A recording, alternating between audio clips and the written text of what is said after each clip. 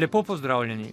V današnji oddaji Slovenci po svetu se bomo najprej ozrli na nedavno končano prvo konferenco slovenskih novinarjev iz sveta in domovine, ki je bila v Ljubljani.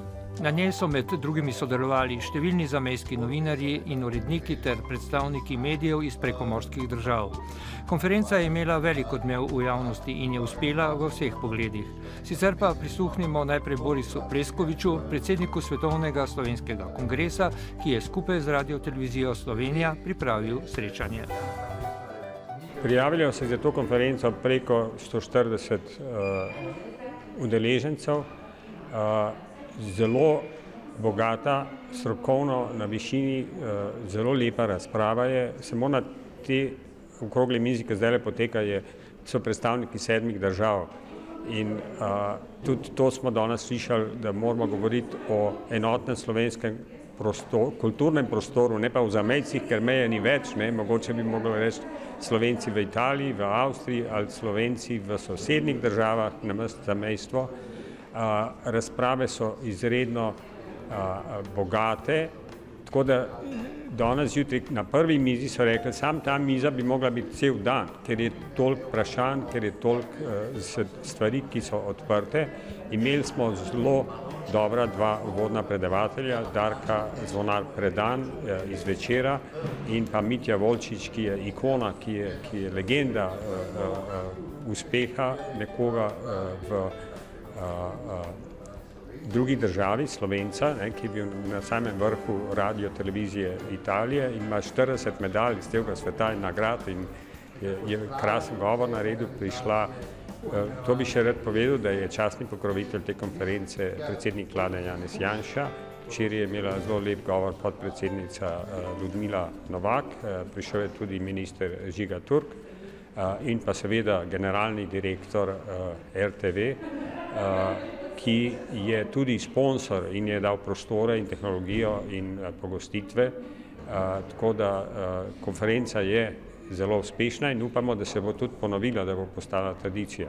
Tako kot so nekatere druge konference, recimo zdravnikov, arhitektov, gospodarstvenikov in znanstvenikov? Ja, recimo drugo leto bomo imeli že 8. konferenco zdravnikov iz celega sveta in 8. konferenco znanstvenikov in gospodarstvenikov. Imeli smo 4 konference arhitektov in gradbenikov, potem 2 konference glasbenikov, 1 pravnikov, 1 mladih študentov in povpraševanje so za vse, da bi se ponovili in jaz upam, da se bo tudi povpraševanje pojavilo, da se ponovi konferenca novinarstva, ker je toliko odprtih vprašanj. Tudi to, kaj vse novega smo se eno od drugega naučili v Slovenci, ki živijo v drugih državah in v sosednjih državah in kaj več bi lahko Slovenija naredila za to, da jih poveže. Recimo v Italiji imajo Slovenci svoj televizijski kanal, poročila, ki so zelo bogata, dobra in jih naša RTV predvaja ob 2 zjutraj, po noč, ko vsi spijo, ali pa razen, če kakšen vratar v kakšni tovarni, tako se pravi, moramo dati več prostora našim Slovencem zunaj in se bolj povezati kulturno in medijsko.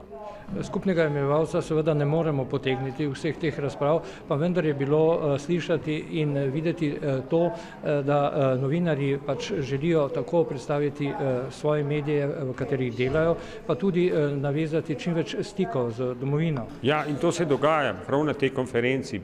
Potem še prva okrogla miza, ki je bila zelo zanimiva, je modernizacija medijev, kjer imate tukaj elektronske medije, kjer imate spletne strani, kjer imate Twitter in tako naprej in se praktično vsa tehnologija spreminja, tako kot naši otroci bolj poznajo kompjuterje kot mi, se tudi cela medijska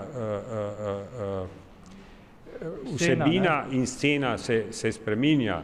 To, da so se pa spoznali in da so, jaz mislim, so tudi domači novinarji naučili, da so odprta vprašanja pri naših zamejcih ali pa Slovencih zunaj, je pa zelo koristno, ker so tudi zelo živahna debata se je pojavila tudi, ko imamo pauzo za kavo ali za sok ali kosilo, tako da jaz mislim, da to, da so se povezali med sabo in da bojo več sodelovali, zelo pozitivno na tej konferenci. To je prva konferenca, mi smo sicer že hodili samo v Sloveniji kot novinarji, ko je te konference organiziral Urad za Slovence v zamejstvu in po svetu. To je nekaj novega, spoznal sem kar nekaj novih kolegov, ki isto delo upravljajo drugo po svetu in tu v Sloveniji. In tukaj ste lahko izmenjali tudi izkušnje? Seveda to delamo, lih v tem delu smo, da izmenjamo izkušnje. Vsak pove svoje izkušnje in pol pa človek pobere, kar se mu zdi pozitivnega. Vi ste imeli pravkar, ste končali z referatom, o čem ste govorili? Jaz sem predvsem predstavil našo radijsko oddajo v Buenos Airesu, ki se imenuje Okence v Slovenijo. Povedal sem, o čem obstoja, kako delujemo novinarji, katere prednosti imamo in tako dalje. Če pogledamo to vašo oddajo, tudi sam sem bil gost v tej oddaji. Koga vse pa gostite in kako je sestavljena ta oddaja? Poglejte, mi imamo tri vrste intervjujev. Imamo tiste v živo, ko pride gost v studio, imamo telefonske intervjuje ter snemane intervjuje. Gostimo pa športnike, politike. Poglejte, pred kratkim smo pred temi volitvami predsedniškimi, ki se bližajo tu, smo mi imeli intervju z vsemi temi tremi najbolj vidnejšimi predsedniški kandidati, kot je sedanji predsednik Türk, bivši premier Pahor ter bivši minister Zver. Z njim, z vsem temi tremi smo imeli intervju, potem smo zdaj imeli intervju z vsemi temi, ki so dobili na olimpijskih igrah kolajne. In potem so bili pa še neki intelektualci, zdaj le preden sem prišel v Slovenijo. In to vse z njimi govorimo. In potem to v slovenščini, potem pa prevedemo glavne misli, ki jih poda naš intervjuvanec. Potem imamo kulturni del, tu iz Ljubljane se vključi vsako soboto po 5 minut naša poročevalka, ki nam poroča v španskem jeziku, o dogodkih v Sloveniji. Včasih je bilo precej težko priti do informacij iz domovine, zdaj je tukaj medmrežje, zdaj ni težav. Ne, zdaj imamo pa preveč informacij, vam povem po pravici, tako da mora človek prav paziti, kaj ven meče, ni res. Prednost pa imajo predvsem intervjuje. To je živ stik in se mi zdi, da je to najbolje. Kakšna je bodočnost, perspektiva argentinskih Slovencev? Vemo, da ste zelo dejavni, da govorite lep slovenski jezik, to ostaja še? Naš problem je asimilacija, predvsem nimamo priseljencev. Problem je, da ta naša slovenščina, jaz pravim, da mi govorimo neko kuhansko slovenščino, ni res, in ta počasi upada, kar je povsem normalno. Če ni priseljencev, hočeš nočeš, tako je, ne. In še mnogi prihajajo v Slovenijo? Pa to tisti, ki so najbolj dejavni bili včasih, ne. To je zanimivo in pač ostanemo sirote tam dol, res potem. Naš največji problem je, kajti jaz vodim radio, je slovenska govorica. Zelo malo Slovencev govori tako dobro slovenščino, da jo lahko uporabimo na radiju. In naša mladina sicer govori malce slovensko, vendar ne zadosti dobro. Priseljencev, ki bi hoteli delati brez plačila, tako kot mi delamo, pa seveda ni. Oddajo vodi Vseslovenski kulturni odbor in je to pravzaprav povezovalna oddaja. Oddaja, ki povezuje Slovence v Južnem Ontariju, da lahko uporabljajo radio kot tisti povezovalni medij, ki nas vse veže in nam daje ta pridih slovenstva. Mislim, da Vseslovenski kulturni odbor s tem, da povezuje vsa društva, ki prispevajo k financam, da se naš radio lahko finančno udejstvuje na kanadskem ozemlju, je tisto bistveno delo, ki pomaga, da lahko slovenski radio Glas kanadskih Slovencev obstoja. Če ste morda poslušali gospo Polakovo, in jaz predtem pa sem že omenila tudi nekaj problemov, ki jih imamo, ki so resni problemi. Največ z mladino. Torej, prišli smo do enega konca.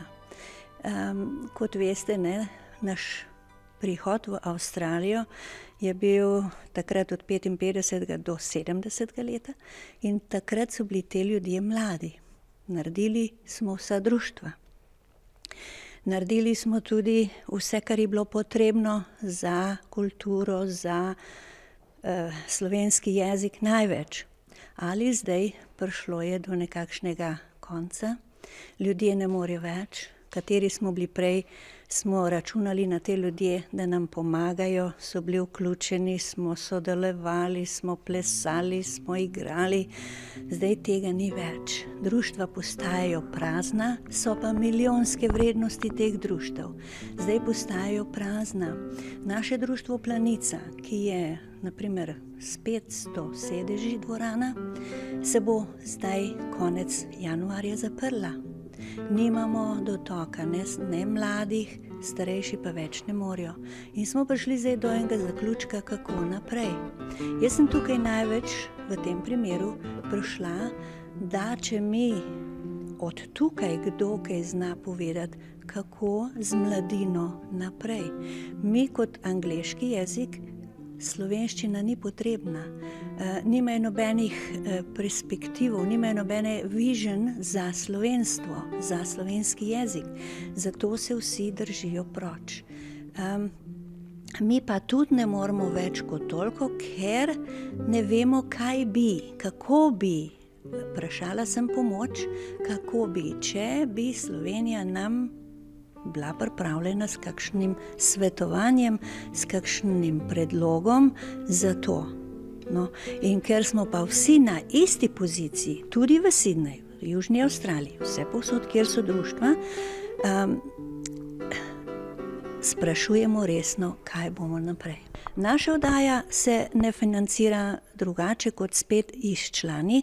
Naša ura, slovenska ura, sestavlja, plačamo članarino vsak poslušalec mora plačati $15 na leto članarino, katera gre postaji.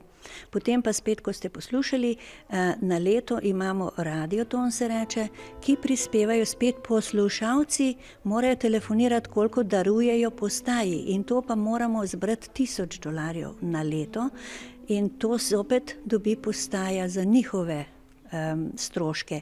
Mi pa seveda se razdajamo za ljubezen do, kot ste slišali. Do danes še nisem zaslužila $1. V 70. letih prejšnjega stoletja je prišlo na delo na Švedsko okrog 7000 Slovencev.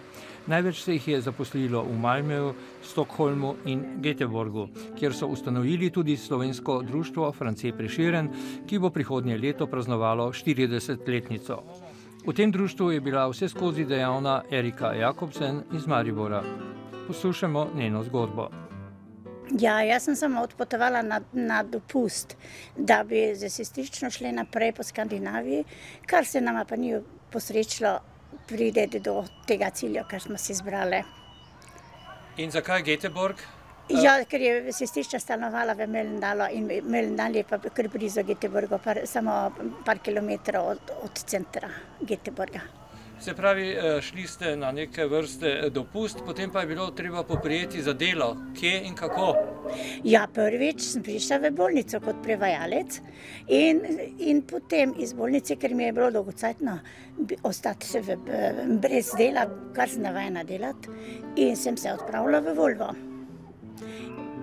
In v Volvo sem se zaposlila na traku, na kateri sem bila samo kratek čas, ker so pač moje sposobnosti uvideli naši prijatelji oziroma nadglavni in so me zaposlili v pisarni kot prevajalca. Tako sem delala do konca penzije oziroma do penzije. Skratka, ves čas tam ste imeli veliko stikov s takratnimi državljani Jugoslavije, seveda Slovenci, kako je bilo to prevajanje, vse ostalo, veliko tega? Vse bili so iz cele naše prejšnje Jugoslavije in mislim, kar se tega tikalo, je bilo prva pomoč tem ljudem, ki so bili malo starejši, kateri niso poznali jezika. Jaz sem se pač v Bogu zahvalila, da sem se hitro naučila jezika in sem lahko bila v to pomoč. Kakšne težave pa so imeli naši ljudje v glavnem?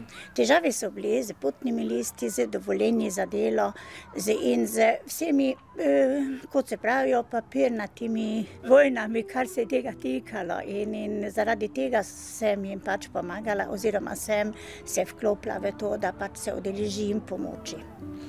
Ko smo bili pri vas na obisku, naši gledalci bodo videli te posnetke, smo snemali rojake tudi v prostorih društva France Prešeren. Kako je bilo potem z našimi društvi? Tam sta bili dve društvi oziroma dva kluba, ne? Ja, od začetka je bil samo od 1973 je bilo samo eno društvo v Göteborgu in to France Prešeren. In pozneje, 94. leta, se je pa nekako začelo gibanje, da bi se ustvarilo še eno društvo, ker po eni strani nismo imeli lokalov, dosti ljudi je bilo in tudi so si želeli eni ljudje tudi se nekako odvojiti in začeti svojo linijo. In mi, stari Prešernovci, smo ostali v starem Prešernovem domu oziroma društvu, kar se tega tiče še danes delujemo in še mislimo nadaljevati, ker bomo imeli tudi obletnico v začetku maja, in to se pravi 40 let obstoja društva. Takrat se je ogromno naših ljudi zbiralo in želelo biti z nami, oziroma to, ker še niso poznali teh Švedov, da bi se pošvedili tako, kako so danes. Danes so se precej odtujili, ampak kljub temu so se zopet začeli vračati. Tudi naša prva generacija in druga generacija je začela bistveno sodelovati, tako da že imamo mlade, katerih smo zelo veseli. In upamo, da še jih bo več prišlo v našo društvo, da bojo nadaljevali, ko bomo mi odstopili. Takrat ste imeli kar precej dejavnosti, od petja pa do raznih športnih iger, šaha in tudi drugega. Kako pa danes delujete? Niste več v tistih prostorih, ki smo jih mi videli? Ne, mi smo se sedaj priklopili, kot se reče, kot društvo, ki se imenuje za večnamensko društvo. To se imenuje Perla, v kateri smo zdaj dobili lokale in tam se srečujemo na sestankih. Recimo za Božič oziroma za novo leto, potem za november, 11. november, to se pravi za martinovanje in tudi vse sestanke, katere izvajamo. No, pač vse, kar potrebujemo, nam je na razpolago ta lokal in s tem smo mi zelo zadovoljni, da lahko sploh koristimo te lokale. Prej ste povedali, da prihajajo Slovenci, ki so bili zaposleni in so živeli na Švedskem, v Göteborgu, v Štokholmu in drugod, zopet nazaj. Se pravi, da se nekateri le za stalno vračajo v Slovenijo. Ja, in to se vračajo cele družine. To so ljudje, ki so bili mogoče starejši, tu imeli na pol dograjene hiše in potem so z delom na Švedskem si priborili tudi tole, da so imeli možnosti si dograditi hišo in so se vrnili nazaj. To imamo dosti primerov imamo pa tudi takšnih, ki so ostali samski, moški ali ženske in so se vrnili v domači kraj.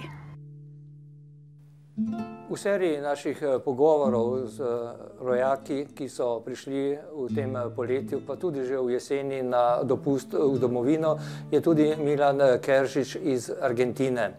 Gospod Keržič, vi ste v Argentini že praktično 60 let. Kako pa se je začela vaša pot? Jaz bi te prvo popravil, nisem na obisku, ampak sem doma, domov pridem. Prve vrste bi to rekel, ker je res domotožje. Kar se pa tiče let, ki smo gor, se pa treba kar zahvaliti naši skupnosti, da smo tako skupaj držali. Posebno duhovščina je bila v tem pogledu izvrstna, da smo se nje obdržali. Pa tudi slovenski jezik zelo lepo govorite, argentinski Slovenci. To je zasluga šol in pa vseh učiteljev. Ja, ko se je videlo, da se ne bo dalo nazaj, ker to je trajalo, sistem je trajal, in se ni dalo nazaj, so pa začeli misliti, kaj bo pa z otroci. In so se ustanavljale šole, bi rekel. Prvo so v najem jemali hiše, če je bila malo večja, je dotična oseba posodila, bi rekel, kakor za razred, da so se lahko učenci zbirali. To je bilo vse, bi rekel, vse zastojn, noben ni nikdar ne zahteval. Vi živite v Buenos Airesu, tam je značilno, da je veliko slovenskih društev, zelo ste povezani, Zedinjena Slovenija vas združuje, kako je s tem? Ja, mi imamo takole 10 domov po celem Buenos Airesu spršen, ne, pa imamo pa še centralno hišo, to se pravi slovenska hiša rečemo, imamo kapelo tam, celo spomenik domobrancov, ne, mi smo druge strani bili, ne, zato smo tam v Argentini. In tam se zbira, tam se, bi rekel, take bolj glavne prireditve, kakšne obletnice pa to, ne, in če kakšen od doma pride, ne, zdaj, posebno zdaj, ki je Slovenija nastala, pa šola je tam, gimnazija, ne. Zraven tega so pa še tečaji, ki učijo recimo A, B, recimo tisti, ki ne zna nič slovenska ali pa ki nekaj zna, ne. Celo se je uvedlo, da, ker je težko razumeti dvojino, ker španski jezik nima dvojine, ne, da se je tako uvedlo, da se uči slovenščina celo v množini, ne. Mogoče na kratko še vaša pot, prišli ste z ladjo verjetno v Argentino. Kaj ste potem počeli? V začetku je bilo težko? Ja, tako je bilo. Tukaj so bili stalni problemi politični, ker smo bili druge strani, ne. In so se nad otroki spravljali pa vse take, to je velik zagovor, ne. No, in teta se je odločila, da gre za starim očetom, ker v službi je bilo neznosno, ne, kar se tiče politično, ne. Mene je pa pri 11 letih vprašala, lej Milan, ona je tako bila, jaz sem brez staršev bil, ne, in je oče, preden so ga ubili, je prosil, če bo skrbela za mene, to je bila ta mlajša sestra od mojega očeta, in čez 3 dni so ga ubili, in ona, moram reči, še ena mati ne bi toliko naredila za mene, kakor je ta teta naredila. No, in me je pri 11 letih vprašala, jaz grem v Argentino, ti se pa odloči. To se pravi, v takih letih, pa tiste čase smo bili čist drugačni, ne, bi rekel že, kakor da bi bili odrasli. In jaz sem takoj odgovoril, sem rekel, lej, jaz bom tebe danes rabil, jutri ti mene. In hvala Bogu, tako je bilo. Imam pa ženo tako, da tudi hči ne bi toliko skrbila za njo, kot je ona. Ne. To je vse povedano, ne. Potem ste prišli v Argentino, tam ste šli v šolo. Potem... No, je bilo zelo težko, ne. Človek je tja gor prišel, tukaj smo bili ultra tabeli, ne. Sem gor prišel, so nas pa vse obsodili, tisti, ki smo takrat hodili, ne, so nam rekli, da smo pa komunisti, ne. In to je bilo težka zadeva, ne, seveda je bilo zaprta skupnost v oziru, ne, ker so se pač bali, da ne bi bila kakšna infiltracija ali kaj take stvari, ne. Kar razumem, po tolikih letih razumem malo, ne, in je zelo težko prišlo noter v eno družbo eden, ne. No, in če je bilo treba iti delati, pa da je eden povabljen bil, smo bili vsi srečni, sem, da si v družbo prišel slovensko, ne. No, in tako se je z mano zgodilo, ne. Še danes ne morem pozabiti, recimo, to je bilo po 2 letih, ko me eden je šel v Kanado, in me je povabil, ko smo se poslovili od njega, ne. Tako da take stvari so zelo globoke, marsikateri ne razume mogoče, ampak v tujini je vse to tako, ne. In kaj ste vse počeli potem v poklicu? Ja, jaz poklic niti se nisem zbiral, jaz sem tisto sprejel, katero delo sem pač imel takrat, ne. In je bilo, da sem prišel eno soboto z ladje, staroče se je naredil, tako da bo moj varuh, ne, in ponedeljek ob 8 sem že začel delati. Ne. Bil sem pri Slovencah, vsi so bili Slovenci tam delali, ne. Bose, to je ena tovarna, ki je delala že tiste čase, ko sem jaz prišel, najboljše pištole za barvanje avtomobilov, ne. Tam sem bil 2 leti in nisem znal ene španske besede. Ker ste bili med Slovenci, ne? Ja, med Slovenci, točno, ja.